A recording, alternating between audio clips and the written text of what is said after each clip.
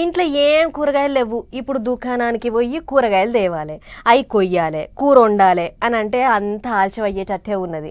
దుకాణానికి పోయి గుడ్డు తెచ్చినామంటే 5 నిమిషాలలో కూర తయారు. 2 ఉల్లిగడ్డలు కోసి పొయ్యి మీద వేసుకుంటే ఓ పూట గడిచిపోతుంది. ఇంకో పూట సంగతి ఇక అటెంక దేవుడెరుగు అని అనుకునేటోళ్ళు బొచ్చడి మంది ఉంటారు. అగో అసొంటోళ్ళు ఉన్నారు కాబట్టే గుడ్లకు గింత గిరాకీ. కోడి ముందా గుడ్డు ముందా అని అంటే గుడ్డే ముందు అంటారు కావచ్చు పొర్రి మనోళ్ళు. కాకుంటే తినుట్ల గుడ్లు తినుడే కాదు, ఆ గుడ్ల ఉత్పత్తి చేసుట్ల కూడా మనమే తోపు. అవు కోడి గుడ్లను ఉత్పత్తి చేసుట్ల మన తెలుగు రాష్ట్రాలు ముంగటున్నాయి. ఏపీ టాపు, తెలంగాణకు 3వ ప్లేసు.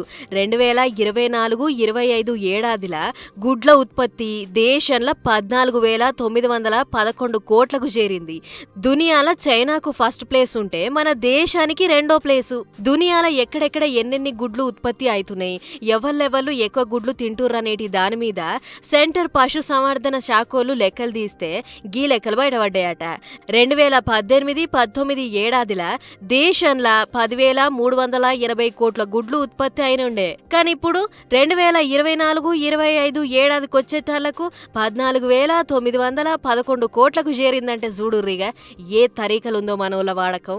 2024-25 ఏడాదిలా కోళ్ల ఫారంలకెంచి 12,598 కోట్ల గుడ్లు, నాటుకోళ్లు పెంచుడుతోని 2,313 కోట్ల గుడ్లు ఉత్పత్తి చేసిర్రట. మరి మన వల్ల తినుడేమన్నా తక్కున్నదా?